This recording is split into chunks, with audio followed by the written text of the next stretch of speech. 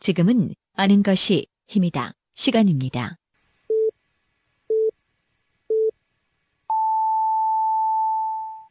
Welcome to the best podcast.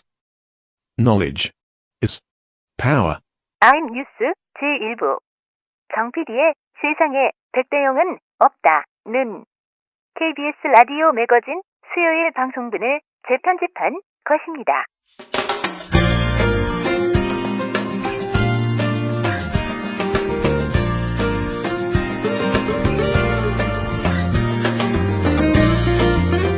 알찬 정보를 쉽고 편안하게 생활에 더하기가 되는 즐거운 시간 KBS 1라디오 라디오 매거진과 함께하고 계십니다.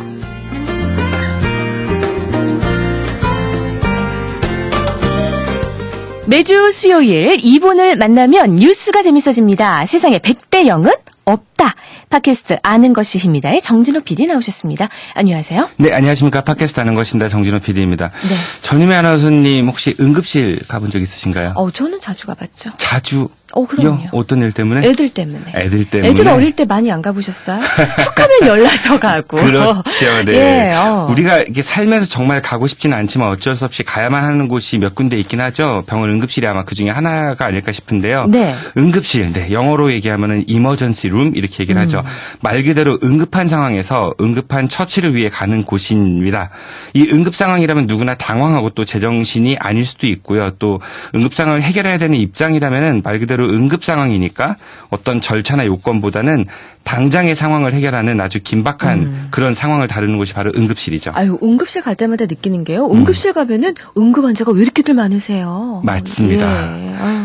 최근 많은 우리 지역 언론에서 이 응급실에서 발생한 의료진 폭행 사건을 다루었는데요. 예. 지난 8월 17일에는 대전 중구의 한 응급실에서 60대 남성이 소란을 피우다 이를 제지하던 보안요원을 폭행해서 네. 경찰에 검거된 일이 있었고 네. 8월 8일에는 천안에서 한 남성이 응급구조사를 폭행한 사건도 있었습니다.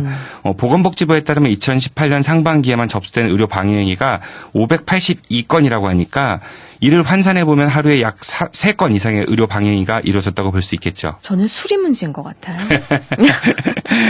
보통 이제 술을 많이 마신 분들에 의해서 이 의료 방해 행위가 이루어진다는 소식을 접했거든요. 네, 맞습니다. 역시 보건복지부 자료에 따르면은 사건의 가해자들 중 약 68%가 네. 주치 상태였다고 그렇죠? 합니다. 예. 네, 아무래도 흥분한 상태에서 술에 취해 있기까지 하니까 그 상황이 좀 더 안 좋은 쪽으로 전개될 가능성이 높겠죠. 네. 근데 문제는 우리나라의 경우 이른바 주치 감형이라는 제도 때문에 처벌의 강도가 그렇게 세지 않다는 점입니다. 만취 상태이기 때문에 제정신이 아니라 그 죄를 다 묻지 않고 속된 말로 좀 깎아준다 뭐 이런 얘기인데요. 실제로 술에 취해 간호사와 응급구조사를 폭행했던 남성에게는 벌금 200만 원, 그리고 의사의 머리채를 잡고 흔들어 뇌출혈을 네. 일으켰던 남성에게는 벌금 100만 원의 형이 내려졌다고 합니다. 그렇군요. 주치 감형. 그러니까 뭐 심신미약 상태였다. 뭐 이런 식으로 나오잖아요. 그러니까 범죄를 저지를 당시에 뭔가 사정으로 범죄 피의자가 제정신이 아니기 때문에 판단력이 흐려져 있다. 이걸 인정을 해주는 건데, 네. 그러니까 판결에 참작을 해주는 건데 이게요. 술 때문에 만취 상태인 사람들에게까지 적용이 되는 거고. 그런 거 보면 참 우리나라가 술에 대해서 너무 관대한 게 아닌가. 네, 맞습니다. 예. 근데 이런 사고가 왜 끊이지 않고 반복되고 있는 것일까요? 관대하니까 그런 거 아니에요? 네. 이런 얘기를 하시는 예. 분들도 계십니다. 예. 병원, 특히 응급실에 가면은 네. 뭔가 설명을 듣고 싶어도 잘 안 해주고 또 의료진들의 불친절 때문에 마음이 상했다는 이야기를 하신 분들도 많은 게 사실이거든요. 예. 그래서 오늘 정 PD의 세상에 100대 0은 없다에서는 끊이지 않는 병원 안에서의 의료진에 대한 폭행이나 의료 분쟁의 다양한 사례들을 통해 서로 잃어버린 의료진들과 환자들 간의 신뢰관계와 상호 존중 그리고 회복해야 할 공감 능력 등에 대해서 이야기해보고자 합니다. 의료진과 환자와의 관계. 한 번쯤은 짚어볼 만한 주제가 아닌가 싶습니다. 네, 병원은 의료 서비스를 판매하는 곳입니다. 그 의료 서비스라고 했는데 일종의 서비스 영역이죠, 말 그대로. 근데 이 의료라는 분야가 아무래도 내 건강이나 생명과 직결되어 있고 또 아주 전문적인 분야이기 때문에 일반 소비자들, 그러니까 환자나 그 가족들 입장에서는 쉽게 접근할 수 없는 영역이라고 할 수 있겠죠.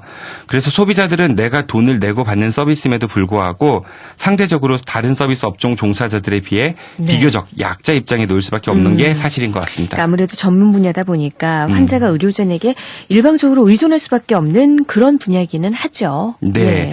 그런데 이 의료 서비스를 이용할 때 여러분들의 그 서비스 만족도는 어떤가요?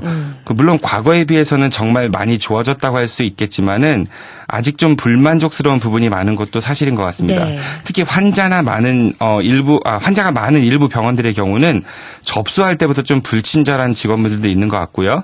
예약 시간을 정해놨는데 훌쩍 넘겨서 이제 아주 오랫동안 기다렸다가 그런 일 많죠. 어렵게 만날 수 있는 의사 선생님. 그런데 네. 의사 선생님 만나는 시간은 순식간에 확 지나가 버려요. 네. 기다린 시간을 비교하면 허무할 정도로. 네. 네. 특히 응급실의 경우는 조금 있다가 선생님 오실 테니까 기다려라 이런 말들을 하염없이 듣고 기다려야 되는 그런 상황들도 많은 것 같습니다. 그러니까 응급실 의료진들도 상당히 바쁘잖아요. 네. 그러니까 위급한 환자들도 많이 있고요. 그렇지만 또 환자라든가 보호자 입장은 또 저의 상황이 가장 급박한 거잖아요. 맞습니다. 그렇다 보니까 뭔가 좀 설명도 빨리 듣고 빨리 치료도 받고 싶고 하는데 그게 좀 어떤 환자나 보호자의 그 마음이 다 헤아려지는 거가 아닌 경우가 참 많았던 게 네. 있었던 것 같습니다. 그러니까 서로 그런 욕구나 상황들이 있어가지고 불만족스러운 경우들이 있는 것 같아요. 근데 히포크라테스 선서라고 들어보셨죠? 네. 그 드라마 같은 데 보면 의사 선생님들이 하는 일종의 의사로서의 다짐 이런 것들인데 그 선서에 따르면은요. 나의 환자의 건강과 생명을 첫째로 생각하고 또 인종, 종교, 국적, 정당, 정파 또는 사회적 지위, 여하를 초월하여 오직 환자에 대한 나의 의무를 지키겠노라 이런 구절이 있습니다. 예. 그리고 또 이제 같은 의료인이라고 할 수 있는 간호사 선생님들이 하는 나이팅게일 선서라는 것도 있거든요. 나이팅게일 선서는 나는 성심으로 보건 의료인과 협조하겠으며 나의 간호를 받는 사람들의 안녕을 위하여 헌신하겠습니다. 이런 구절이 있는데요.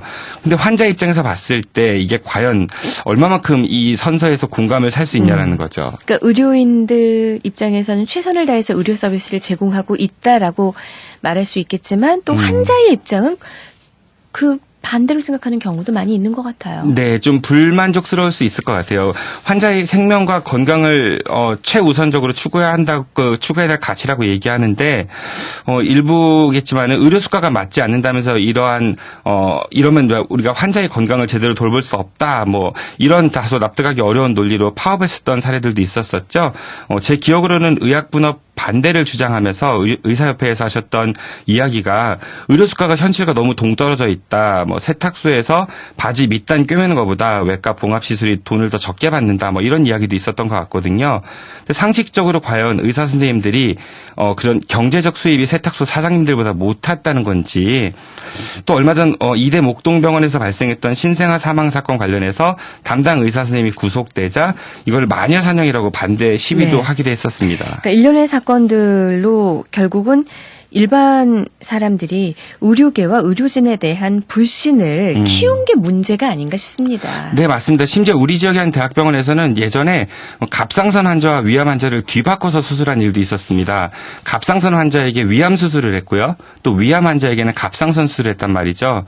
뿐만 아니라 수술 뒤 수술용 가위나 거즈 이런 것들을 환자 몸에 넣어둔 채 봉합하는 이런 말도 안 되는 의료사고들도 있었었고요. 이런 일들은 정말 있을 수 없는 일이라고 그렇죠. 생각이 되거든요. 네, 있을 수 없죠. 그런데 그런데 아무리 의료계에서 이런 실수나 과실을 범했다고 할지라도 응급실에서 의료진에게 폭력을 행사하는 행위가 정당화될 수 있는 건 아니잖아요. 맞습니다. 당연한 얘기죠. 어떠한 경우에든지 간에 폭력은 절대로 정당화될 수 없습니다. 그러니까 맞을 짓 했으니까 맞아도 된다 이런 건 절대 말이 안 되는 거고요. 끊임없이 반복되고 있는 응급실이나 병원 안에서 의료진에 대한 폭력 행위가 왜 벌어지고 있는가에 대한 문제 접근을 단순히 술에 취한 사람의 난동이나 아니면 폭력 성향의 이상한 개인들의 일탈 행위로만 본다고 한다면은 이게 절대로 해결되지 않을 것 같다는 생각이 든다는 거죠. 개인의 일탈을 넘어선 것이다. 네. 제가 지금까지 너무 의료진에 대해서 비판적인 얘기만 한 것 같아서 정말 네. 죄송하고요. 우리 의사 선생님들은 네. 마음 상하시겠어요. 반대 입장에서 한번 얘기를 해볼게요. 예. 여러분들이 만약 하루 종일 일을 함에 있어가지고 어딘가 좀 아픈 분들만 상대해야 된다고 상상을 한번 해보십시오.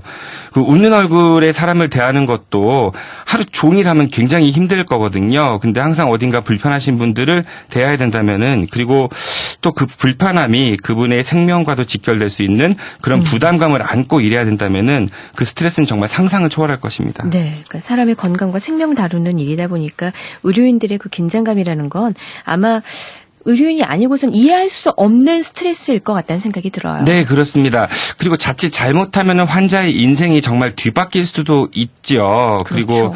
우리나라 의사 한 명당 하루에 진료하는 환자의 수가 엄청나게 많습니다. 언론마다 차이가 있긴 하지만은 우리나라 의사 한 명당 하루에 진료하는 환자 수가 적게는 50에서 60명, 많게는 100명 이상으로 추산하고 있는 곳도 있거든요.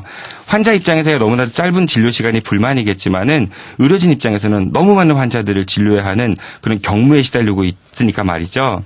의료진들 역시 인간이기에, 그리고 의료 서비스를 제공하는 노동자들이기 때문에 이들이 처한 상황에 대해 환자들도 이해를 해줄 필요가 있는데, 아무래도 혹은 내 가족이 아프다 보니까 나 먼저라는 생각이 의료진들이 일을 함에 있어 부담을 주는 거 아닌가, 그런 생각도 듭니다. 네.